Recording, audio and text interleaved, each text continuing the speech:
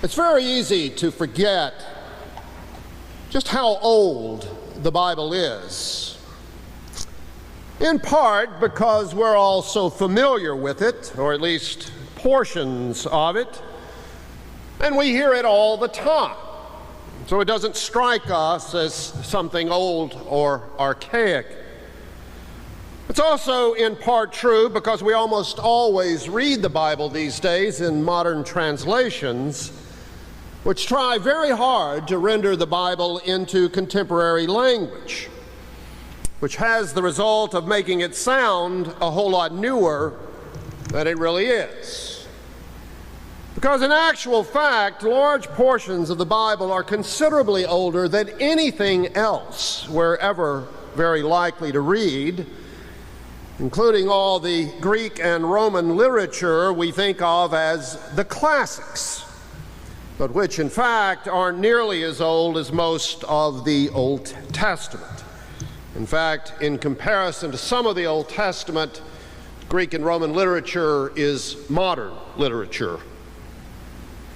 But from time to time, you do run across passages in the Bible that are so strange, so frankly weird, so completely out of tune with modern sensibilities that they really do sound old. So old, in fact, as to be archaic, which in fact they are. Most of these passages are things that we almost never read, and we pretty much forget they're even in the Bible unless we just happen to stumble across them. For example, anyone here read the opening verses of Genesis 6 lately? You know the part about the sons of God coming down and mating with the daughters of the earth and giving rise to the race of the Nephilim? You remember that, right? Probably not, because you probably haven't heard that read in a church ever. And that's just the nature of some of the stories in the Bible. But there are some of these passages that you just can't ignore. Passages that are clearly important enough that you've got to take them into account, though exactly how we're supposed to understand them is never completely clear. And perhaps the best example of such a story as that is our Old Testament lesson for today. The famous passage where where God tells Abraham to sacrifice his son Isaac. It is a request that is so contrary to how we think about God that it is hard for us to get beyond that fact and try to make some sense out of this story. I mean, if someone were to tell me in all seriousness that God had demanded that they sacrifice their child, I'd immediately try to get help, because I am convinced God would never do such a thing. And yet here, that's exactly what God does. I suspect that this demand even struck the ancient Israelites as pretty outrageous, even though at the time, and really for a long time afterward, people, not the Israelites for the most part, but other peoples actually did on occasion sacrifice their own children. There was one king of Judah who did so, a king by the name of Manasseh, though precisely because of that, he was regarded by pretty much everyone as the worst king ever in the whole history of God's people. And that was a long time after Abraham. So since the sacrifice of a child wasn't completely unheard of in those days, people reading this story back then could probably deal with it a whole lot better than we can. Which is pretty much not at all, since in my experience, it's nearly impossible for anyone to take this story at face value, simply because the idea that God would ask anyone to sacrifice their own child strikes us as so utterly unthinkable as just not to compute.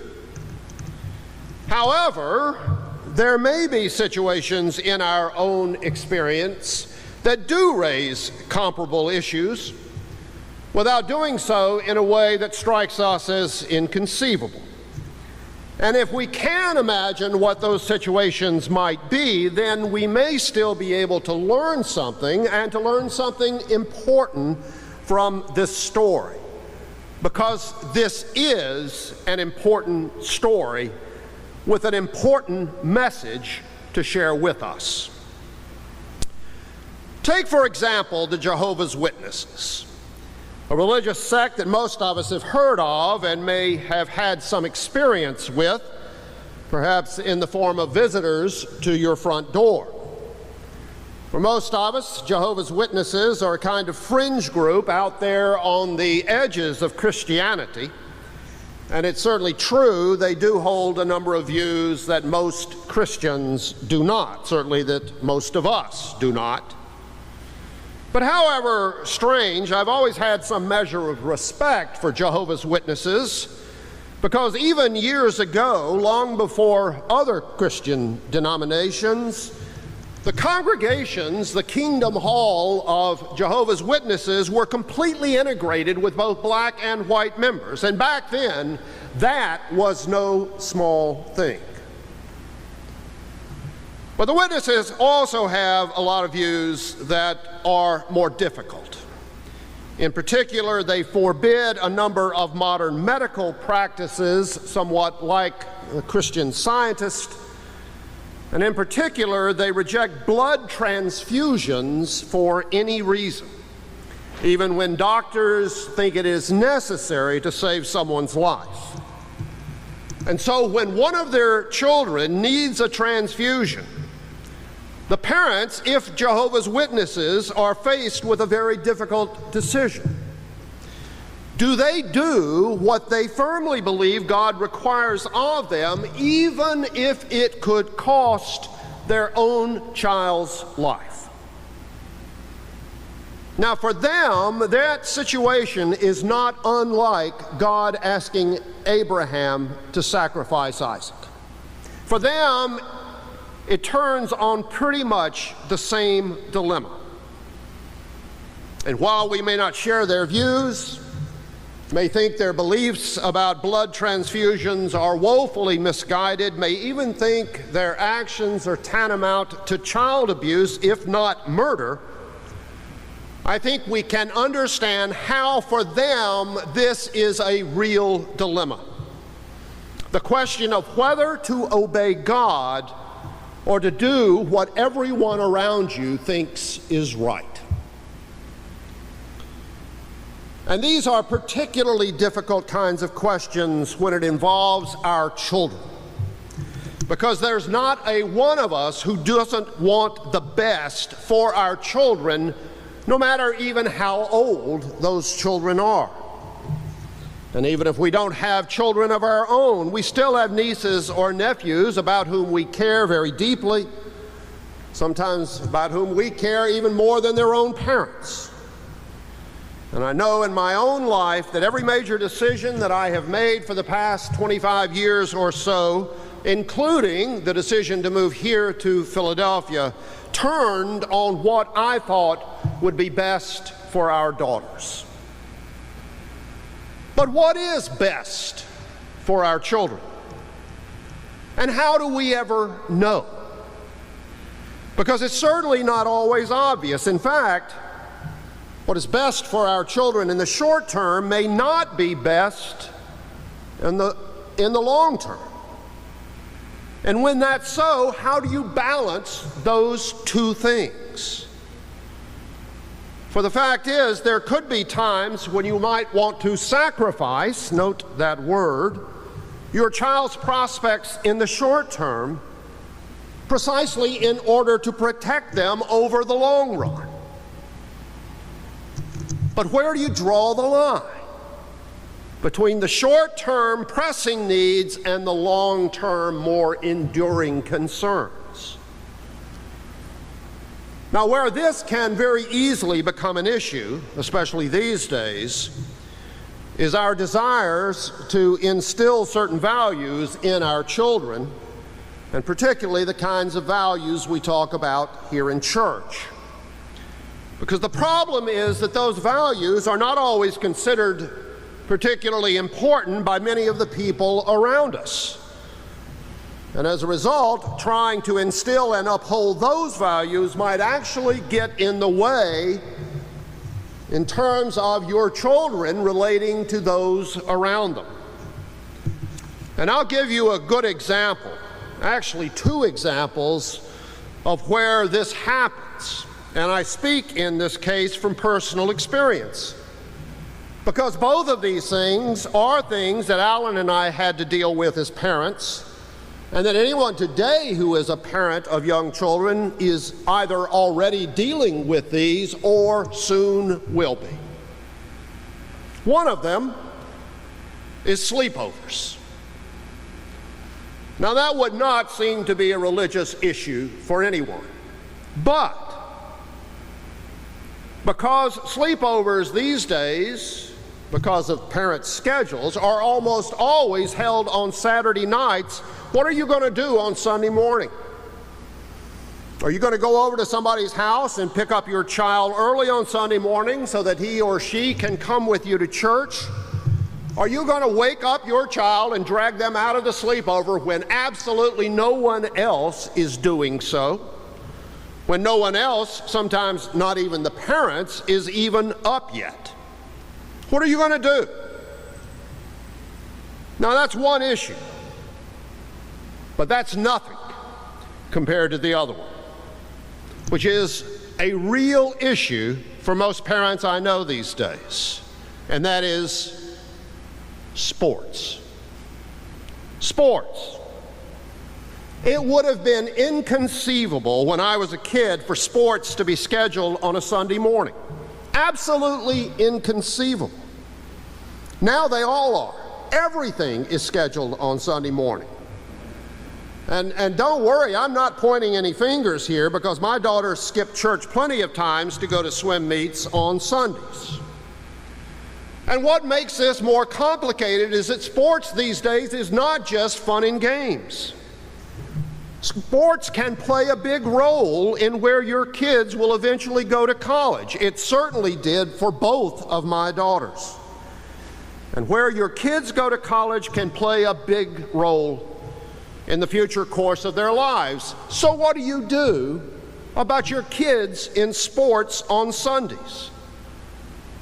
Now, surely you want some kind of balance here. But let me tell you that balance is really hard to achieve when no one around you cares about balance. There aren't any easy solutions to these kinds of questions, but don't think for a moment that how you respond to these dilemmas won't make a difference in terms of your children over the long run, because it does make a difference in how important they view the church in their lives. Now, I'm not suggesting that whether or not our kids do sports on Sundays is somehow on par with Abraham's decision whether or not to sacrifice his son Isaac. Obviously, we're talking two completely different things, but still, the issue is similar. And that is what you are willing to sacrifice in the short term for the well-being of you and your family over the long run. What is so important to you over the long run that you would be willing to sacrifice or forego something very dear to you right now? Now, of course, this is just as much an issue for you yourself as it is for your children. But when children are involved, because of our naturally protective instincts, the choices seem to get a whole lot harder. But whether it's our children or ourselves involved, there will always be times when we have to make choices to decide whether what's best in the short term is really best over the long run, and if not, How much are we willing to sacrifice something in the short term for the benefit of what we think is more important over the long run? Now that is exactly what Paul is talking about in Romans, about choosing between things that may be desirable right now but will only last for a limited amount of time, and those things that will last forever and can never be taken from us. It's exactly the same thing that Jesus is talking about in the Sermon on the Mount, when he warns us about becoming so focused on our possessions, all of our stuff, all of which is subject to rust and rot and theft, that we neglect to store up treasures in heaven, things that can never be taken from us, not even in death. So let me ask you, what is it that's really important to you? What is it that is more important to you than anything else in your life? And how much are you willing to sacrifice or forego in your life right now for the sake of whatever it is that is so important to you over the long run? It's pretty clear in our Old Testament lesson today that God was never really going to let Abraham sacrifice Isaac. That it was all just a test of faith, probably as much for the benefit of Abraham as it was of God. But when Jesus sends out his disciples in our gospel lesson today on a mission to proclaim the good news and heal the sick throughout Israel, he knows that he's sending some of them to their death. Perhaps not immediately, but eventually. And in fact, it happened. He sent them to their death. And not because he didn't love them, or because he didn't care about them, or because he didn't want the best for his disciples, not at all. It's just that Jesus knew that there are some things that are more important than others. And some of those things are even worth dying for.